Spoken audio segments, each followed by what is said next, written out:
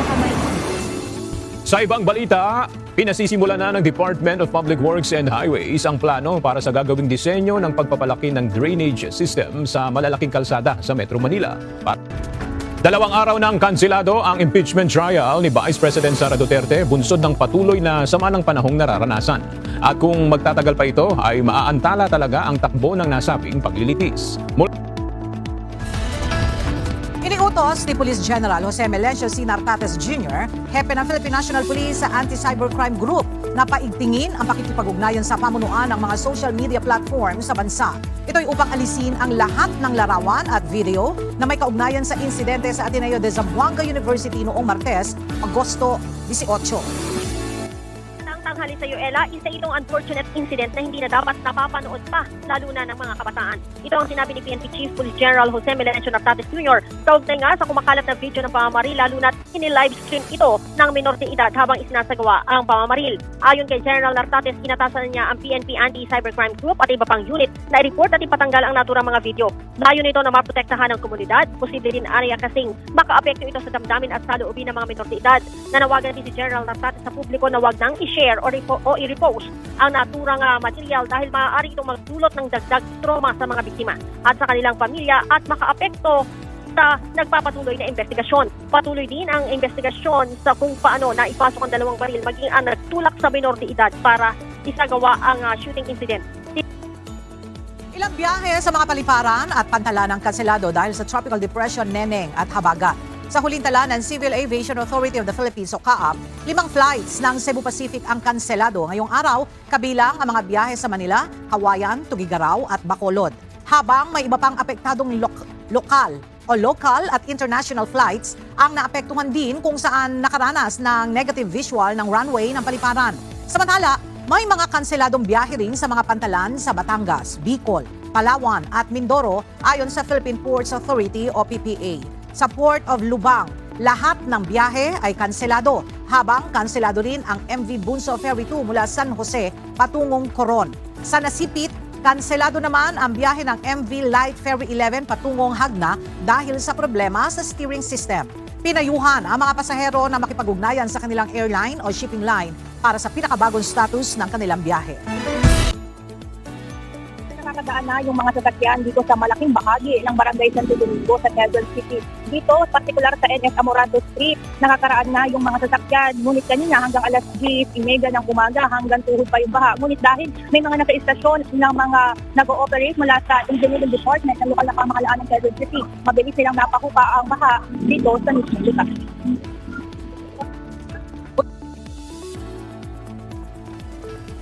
Aga kong susumahin, 3 araw na yung nakakanselang schedule ng impeachment trial ni Vice President Sara Duterte. So ngayong linggo, 2 araw na yung nakansela at last week may 1 araw na nakansela. Gayunpaman sa ngayon, hindi pa o wala pang tinitingnan o pinaplano ang Senate Impeachment Court sakaling magtutuloy-tuloy na maantala itong nasabing paglilitis dahil ipinaliwanag ni Attorney Reggie Tongkol na siyang tagapagsalita ng korte. Sa ngayon, hindi pa nila nakikita na super na de-delay o naantala itong paglilitis ni Vice President Sara Duterte dahil sa sama ng panahon. Ilang araw nang nararanasan ang malakas na pag-ulan at pagbaha sa ilang lugar sa Metro Manila bunsod ng Southwest Monsoon o Habagat. Dahil dito, apektado ang pasok sa government offices kaya naman nasususpende rin ang impeachment trial ni Vice President Sara Duterte. Kaugnay nito, natanong si Attorney Reggie Tongkol, spokesperson ng Senate Impeachment Court, kung posibleng gawin ng virtual ang proceeding sakaling hindi gumanda ang panahon sa mga susunod na araw. Ngunit paliwanag ni Attorney Tongkol, mangangailangan pa ng formal na mosyon at makatwilang basihan mula sa magkabilang panig bago mangyari o magkaroon ng alternatibong paraan ng paglilitis. Wala po kasi sa impeachment rules natin yung virtual court hearing, no? Unlike even in ordinary courts, ito ay by exception lamang. I mean, bago ka magkaroon ng video conferencing hearing, kailangan mag-move yung either party and to give reasonable or justifiable reason kung ba't kailangan ng online or virtual hearing. So, kung ganun din yung tatahakin dito ng impeachment court, no, baka kailangan may mag-move at kailangan magpakita ng justifiable reason at magpakita rin ng legal basis kung ba't papayagan ng isang online hearing. Wala Inilabas na arrest warrant ang Quezon City Regional Trial Court Branch 98 laban kay Vice President Sara Duterte kaugnay ng kasong grave threats. Sa halip ay nagtakda ito ng hearing at oral arguments sa August 20.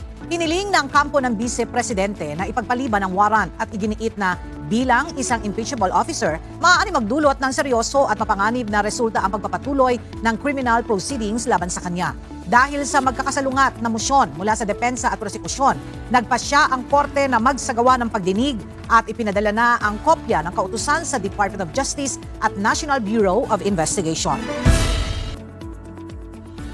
Kinumpirma ng Office of the President na kinansila na ni Vice President Sara Duterte ang kanyang nakatakdang biyahe sa Japan sa August 19 hanggang 24. Sa pahayag ni VP Duterte, sinabi nito na nagbago na ang kanyang plano at ang updated information nito ay naipagbigay alam na rin sa Office of the President. Nagpaalala rin si VP Duterte sa tanggapan ng Pangulo tungkol sa patuloy na paglalathala o pagsasapubliko ng kanyang schedule na isaan niya itong seryosong concern kung saan nakakompromiso ang kanyang personal security at nag-e-expose sa kanya sa panganib.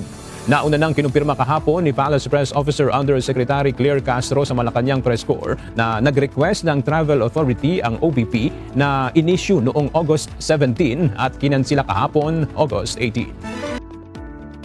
Ni Vice President Sara Duterte ang Office of the President na i-disclose o isapubliko ang travel authority ng lahat ng mga government official pati na ang nagagastos na pondo para dito. Inilabas ng Vice Presidente ang naturang statement kasunod na naging pahayag ni Palace Press Officer Undersecretary Claire Castro na dapat umanong malaman ng mga Pilipino ang mga pagbiyahe sa abroad ng Vice Presidente kung saan umaabot sa 7 million pesos ang nakalaan budget para sa security at staff services tuwing bibiyahe si VP Duterte.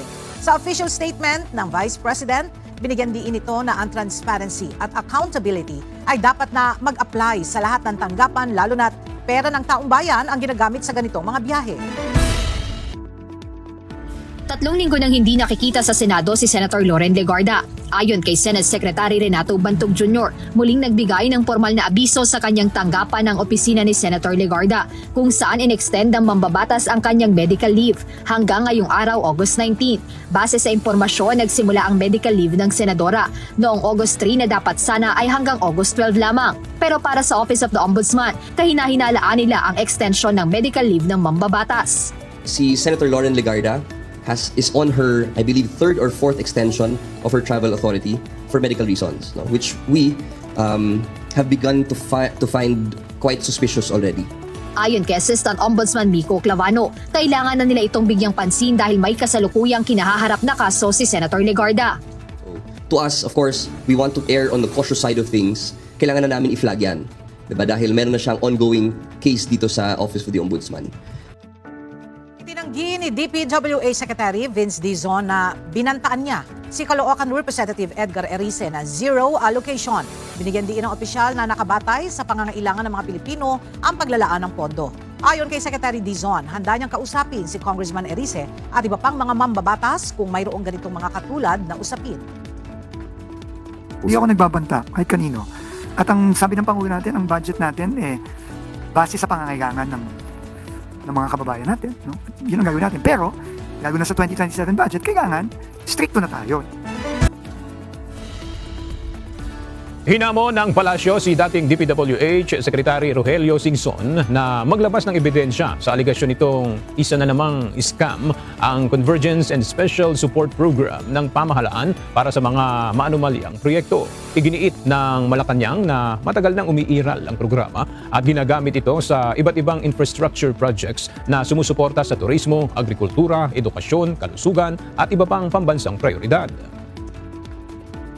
Dahil kung yan ang kanyang opinion lamang, pero wala pa siyang hawak ng basihan para sabihin na yung Convergence and Special Support Program ay pang-scam, hindi po siya nakakabuti. Nanindigan ng Hamas na nananatili ang kanilang commitment sa US-backed Gaza peace deal habang nagpapatuloy ang negosasyon sa demilitarization. Ito ang naging pahayag ng tagapagsalita ng Hamas na si Hassem Kassem. Sa kabila rin ito nang wala pang malinaw na pag-aproba ang Israel sa roadmap na ipinasa ng mga mediators hanggang ngayon.